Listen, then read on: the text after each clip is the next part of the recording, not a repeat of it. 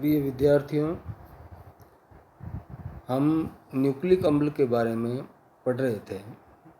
Nucleic अम्ल में जो डीएनए है उसकी संरचना के बारे में अपन ने अध्ययन कर लिया था, और आरएनए की संरचना, आरएनए के महत्व के बारे में, आरएनए की कोशिका के अंदर जो मेटाबॉलिक प्रोसेस है उसमें विभिन्न प्रकार की क्या भूमिकाएं, उसकी भूमिका के बारे में, उसकी संरचना के बारे में और उसके महत्व के बारे में अध्ययन कर रहे थे।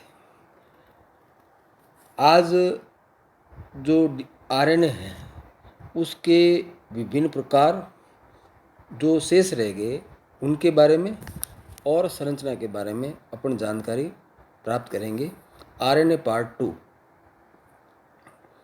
सबसे जो 3 तरह के आरएनए होते हैं ये अपन ने ये अध्ययन किया था। पहला जो आरएनए है वो मैसेंजर आरएनए, संदेशवाहक आरएनए, इसके बारे में अपन ने जानकारी प्राप्त कर ली। 2 नंबर पर जो दूसरा आरएनए होता है वो है राइबोसोमल आरएनए, आरआरएनए जिसको कहते हैं। ये जो आरआरएनए है ये कोशिका में कहाँ पाया जाता है, अकरेंस इसकी, the ribosomal RNA constitutes bulk of the cellular RNA up to 80% of the total weight of the total RNA of the cell। कोशिका में जितना आरएनए पाया जाता है उसका 80% आरएनए होता है वो आरआरएनए होता है। यानी राइबोसोम के अंदर जो आरएनए होता है या अपन ऐसा कह सकते हैं कि राइबोसोम का निर्माण जिस आरएनए के द्वारा होता है वो होता है आरआरएनए। ये टोटल आरएनए आरएनए जितना मौजूद है सेल के अंदर उसका 80% भाग इसका आरआरएनए का होता है। It occur in ribosomes which are nucleoprotein molecule. जो राइबोसोम है वो न्यूक्लियोप्रोटीन अणु होते हैं।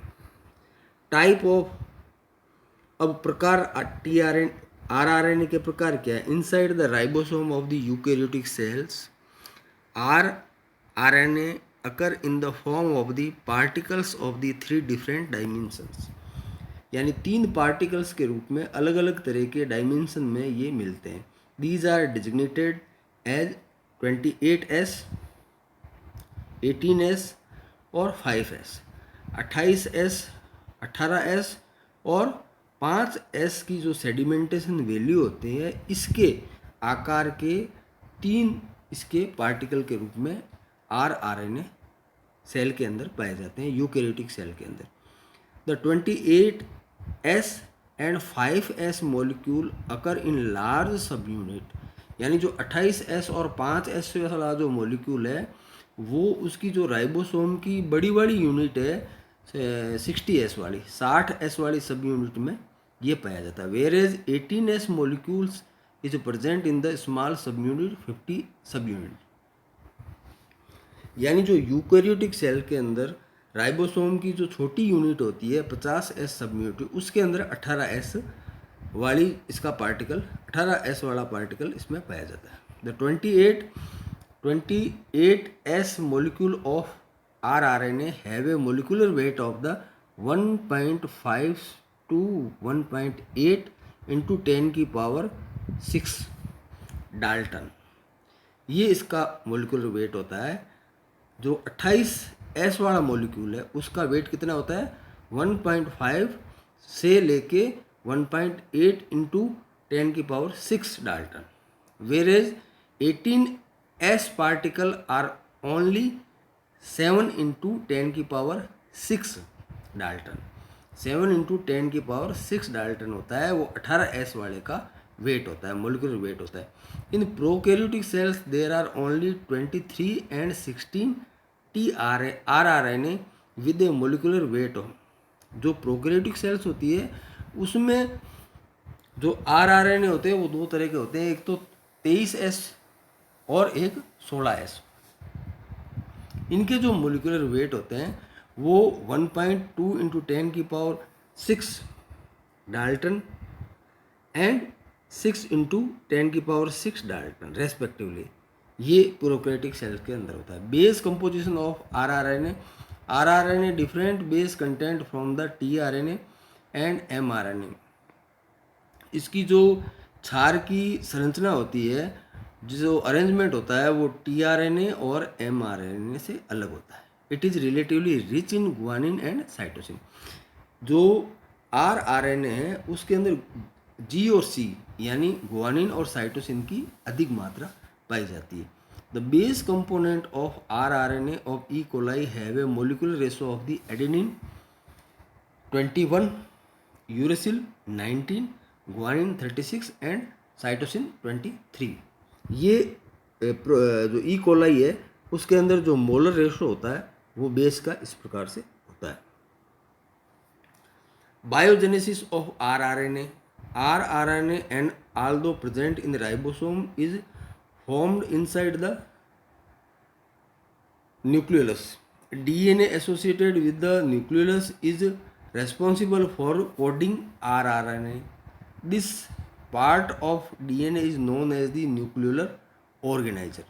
ये जो न्यूक्लियस का जो पार्ट होता है, न्यूक्लियस के जो क्रोमोसोम का पार्ट होता है जो न्यूक्लियोलस के टच में होता है, उसको अपन को पता है न्यूक्लियस की जब क्रोमोसोम की स्ट्रक्चर बढ़ी थी उसको न्यूक्लियोलर ऑर्गेनाइजर कहते हैं। In bacteria about 10 to 200 10 cistron are concern with the rRNA synthesis. यानी जो जीवाणु होते हैं उसके अंदर 10 से लेकर 220 10 से लेकर 210 जो सिस्ट्रॉन होते हैं वो आरआरएनए के सिंथेसिस में पार्टिसिपेट करते हैं। वेरेज इन हायर ऑर्गेनिज्म 2100 और 2100 tightly clustered DNA cistron are involve in rRNA synthesis. यानी जो हायर एनिमल्स होते हैं उनके अंदर ये जो सिस्टोन होते हैं बहुत अधिक संख्या में होते हैं। Inside the nucleus the 45S RNA is methylated and complexed with the protein. Finally, via a number of steps, it is cleaved into 22S and 18S segment. ये जो बायोजेनेसिस है आरआरएनए का, कि आरआरएनए की जो कंपोजिशन है वो किस प्रकार से होती है। अब जो दूसरा आरएनए है वो है ट्रांसफर आरएनए, स्थानांतरण आरआरएनए। जो टीआरआरएनए है वो क्या करता है कि जब प्रोटीन संश्लेषण होता है उस प्रोटीन संश्लेषण के समय जो साइटोप्लाज्म के अंदर विभिन्न प्रकार के एमिनो अम्ल बिखरे पड़े रहते हैं, उन एमिनो अम्ल को जो मैसेंजर आरएनए होता है उसके कोड के अनुसार व्यवस्थित करवाने का काम करता है। यानी सामान्य भाषा में अपन कह सकते हैं कि टीआरआरएनए है वो एमिनो अम्ल को पकड़ कर लाता है और उस सीक्वेंस में अरेंज कर देता है जो एमआरएनए के ऊपर कोडिंग होती है। The tRNA is a family of about 60 small sized ribonucleic acid. यानी जो टीआरआरएनए है उस टीआरआरएनए के अंदर छोटे छोटे 60 प्रकार के राइबोन्यूक्लिक जो एसिड होते हैं उनकी एक फैमिली है। Can recognized the codon of mRNA and exhibit a high affinity of the 21 activated amino acids. ये 21 तरह के जो अमीनो अम्ल है उनकी तरफ से ये इसकी हाई एफिनिटी होती है, आकर्षण होता है, ये उसको पकड़कर लाता है और व्यवस्थित करता रहता है। Combined with them and carry them to the site of the protein संश्लेषण के स्थान पर लाता है। TRNA molecule have been various vigorously turn by the soluble RNA और सुपरनेटेंट एडेप्टर आरआरएनए। इसको सोल्यूबल आरआरएनए और सुपरनेटेंट और एडेप्टर आरआरएनए भी कहते हैं। TRNA is about 10 to 15% of the total weight of the कुल जो आरएनए मौजूद होता है सेल के अंदर उसका 10 से 15% होता है वो टीआरएनए होता है। TRNA molecule are smallest containing 75 to 80 nucleotides. यानी जो टीआरआरएनए है उस टीआरआरएनए के अंदर 75 से 80 न्यूक्लियोटाइड मौजूद होते हैं, पहली बात। दूसरी बात, there sedimentation coefficient is 4s। इसका जो सेडिमेंटेशन कोफिशिएंट होता है वो 4s एंड मोलिकुलर वेट होता है वो 25,000 डाल्टन होता है। नंबर 2। तीसरा है, it's polynucleotide chain is bent in the middle and folded back on the itself, clover leaf model. यानी जो क्लोवर लीफ होती है, क्लोवर लीफ की तरह इसकी संरचना होती है, इसलिए इसका जो मॉडल होता है उसको क्लोवर लीफ मॉडल भी कहते हैं। And the 2 arm coiled over one another, यानी इसकी जो कोयल होती है उसमें भुजाएं बन जाती है। कोयल जो बनती है उसमें लूप और आर्म का निर्माण होता है।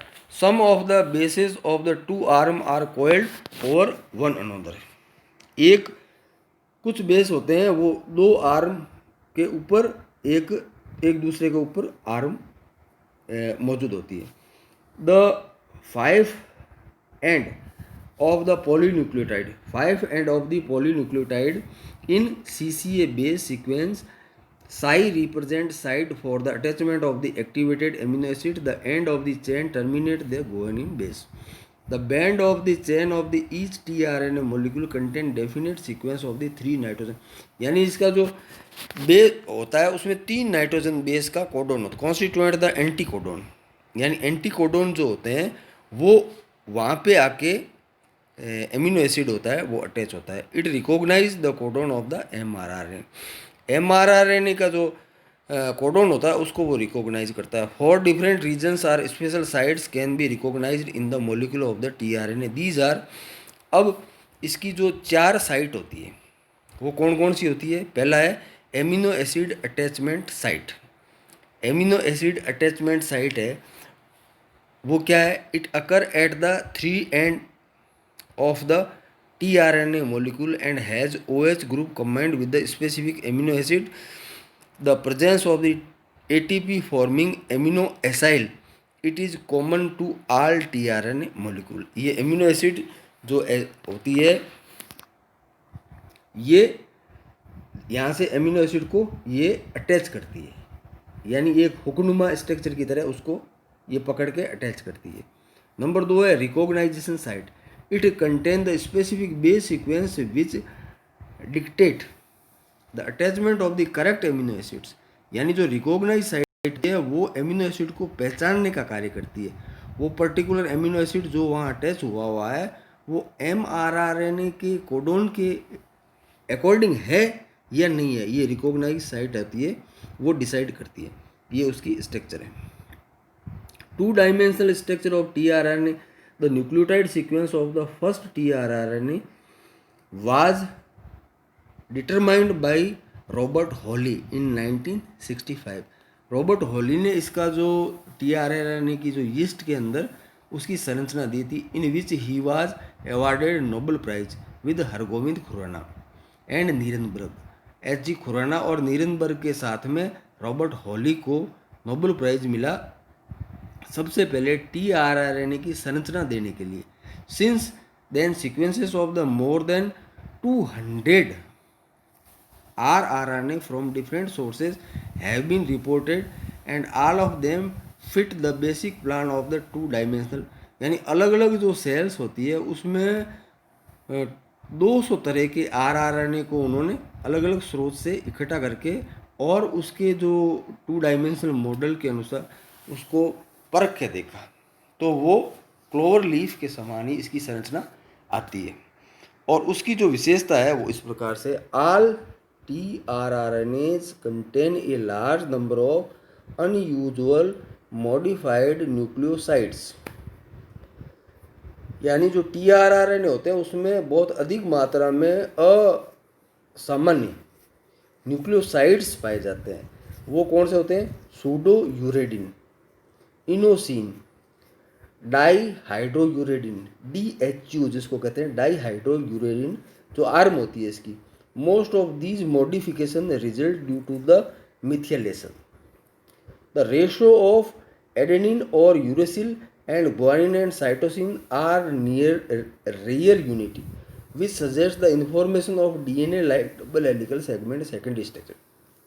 DNA के अंदर जैसे व्यवस्था होती है कि नाइट्रोजन क्षार होते हैं वो AT के समान और GC के बराबर होते हैं। इसी तरीके से इसके अंदर जो रेशो होता है A और U का, यानी एडिनिन के साथ में यूरेसिल और ग्वानिन के साथ में जो साइटोसिन होती है, उसका जो रेशो होता है वो लगभग सिमिलर होता है। In these double helical segments GC base pairs are more common than AU as suggested by the AU and GC is equal to 0.7।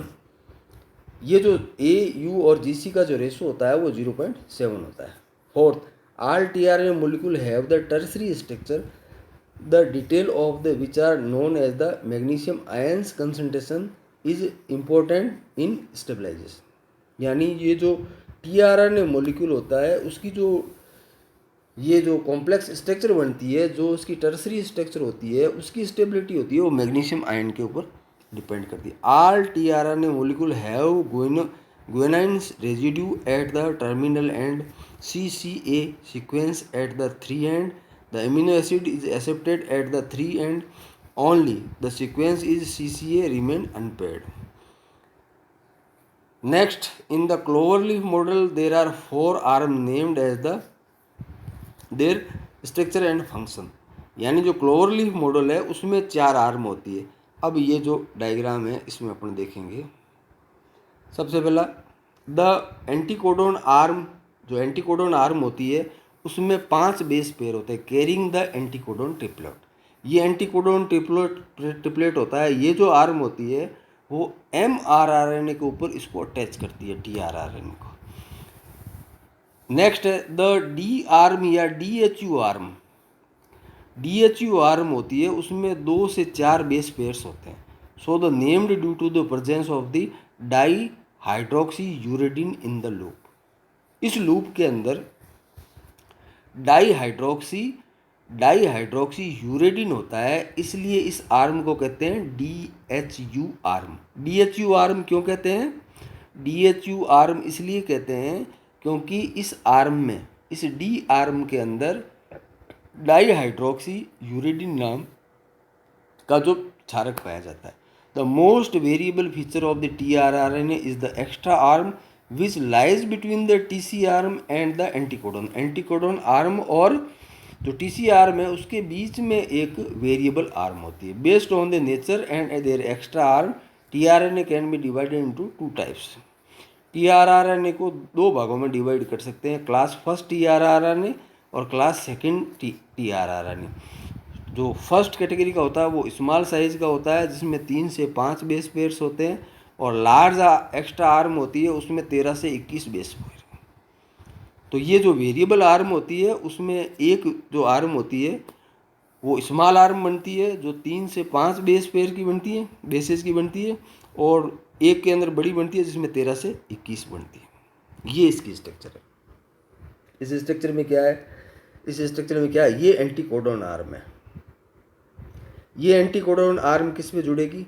ये जुड़ेगी mRNA पर। mRNA उसकी mRNA पर जुड़ेगी, और ये एमिनो एसिड वाली आर्म है। यहाँ से एमिनो एसिड अटैच होगा तो ये ऊपर यहाँ mRNA पर ये चिपक जाएगा। यहाँ जो एंटीकोडोन होंगे इसके, ये टी साई सी लूप है, 7 बेस पेयर का होता है टी साई सी लूप। ये DHU लूप है, डाई हाइड्रोक्सी यूरेडिन, ये लूप है। ये इसकी बेसिक स्ट्रक्चर है tRNA की। आज के व्याख्यान में इतना ही, और बाकी न्यूक्लिक अम्ल के बारे में, जो DNA के बारे में, जो शेष बचा हुआ भाग है अपन आगे के व्याख्यान में करेंगे। जय हिंद, जय भारत।